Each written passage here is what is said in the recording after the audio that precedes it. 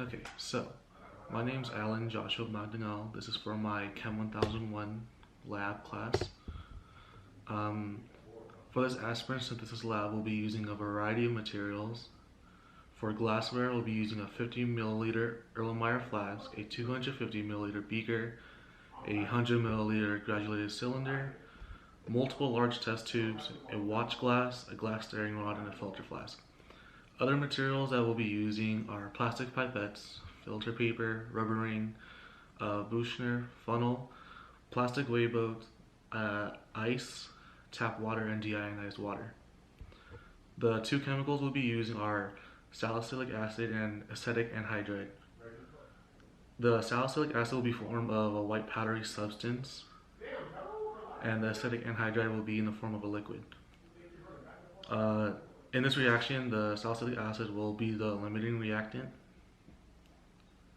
So, because we're using acetic anhydride and salicylic acid, it's important to conduct this experiment under the fume hood because both of them being irritants and lacrimators, and lacrimators are irritants that can cause tearing and burning sensations. So it's really important to one, have it done in a fume hood, and two, make sure you're wearing PPE like your goggles and your lab coats. It's also really important to make sure that specifically the acetic anhydride stays under the fume hood because it can be destroyed by water.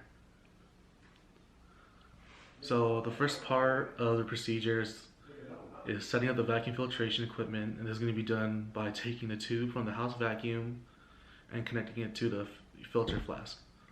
Then you're going to place the rubber ring on the flask, followed by the funnel, in order to create a tight seal for the filtration to work. And then to get ahead of the game, you can place your filter paper on the funnel and wet it with DI water. Then we're going to set up our 250 milliliter beaker to be used as an ice bath. It should be 1 part tap water, 3 parts ice. And you want to make sure that throughout the experiment you're keeping an eye on this beaker so that you can take out any excess water so it's not overflowing, or the contents that you'll later be putting into it don't spill out.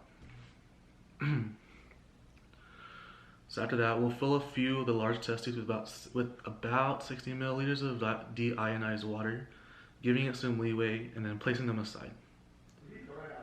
After putting the test tubes filled with deionized water away, we'll weigh a plastic weigh boat, then proceed to weigh the salicylic acid and pour said acid into the 50 milliliter Erlenmeyer flask.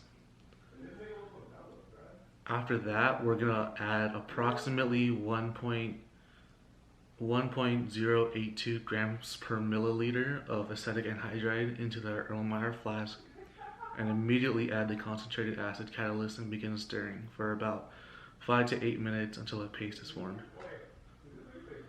You want to keep the paste at the bottom of the flask as much as possible. But once the paste is formed, continue stirring, and eventually you'll notice a white fluid byproduct dissolving a bit, and notice how it'll turn to a pale yellow color. Next, we'll be placing the Erlenmeyer flask on the counter and proceed to use the glass stirring rod to scrape off the excess on the bottom of the flask as hard as you can without breaking the stirring rod or damaging the flask.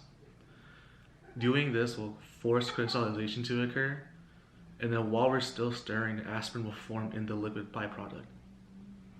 The paste consistency will vary between a thin milky texture to a more like thick toothpaste-like texture.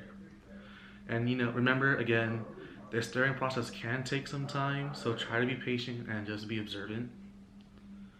And once the paste has fully formed, you're going to add 10 milliliters of ice cold deionized water in 1 to 2 milliliter increments while stirring. You want to try your very best to break up any lumps, and you can pour the excess into a chemical waste container later. But just try to keep note that if you do pour the water too soon, a lot of the acetic anhydride will be destroyed, and even if you place it in the ice bath to cool, it may not reform. And if that does happen, consult your instructor and follow their disposal steps, and you're gonna probably have to start over. But if things go well, you can move out of the fume hood and proceed to add 25 milliliters of ice cold water to the paste and stir very thoroughly. After that, place the mixture in the ice bath to lower its temperature, and if you haven't already, prepare your vacuum filtration system. After performing your vacuum filtration, collect the aspirin product. There should be no remaining acetic acid or the smell of vinegar present. And then you're gonna wanna let the filtration run for about 7 more minutes just to really get all the hydration out of it and dry the dry the solid product as much as possible. After that, you're gonna wanna get the damp filter paper and try scraping off as much as you can onto your watch glass. Of course, remember to weigh your watch glass first, and then once you transfer all the solid that you can onto it, weigh it again. And lastly, you're gonna wanna use all the data you've collected and taken note of to calculate the percent yield in air.